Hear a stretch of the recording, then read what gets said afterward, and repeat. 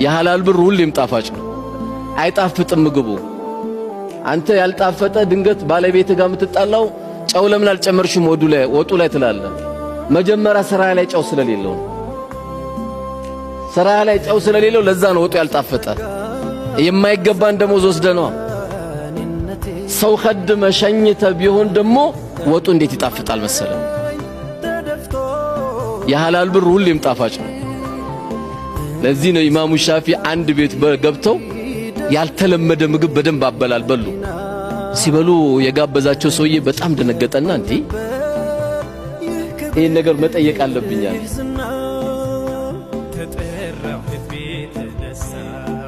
ለምንድነው የዚህ አይነት አበላል የበላው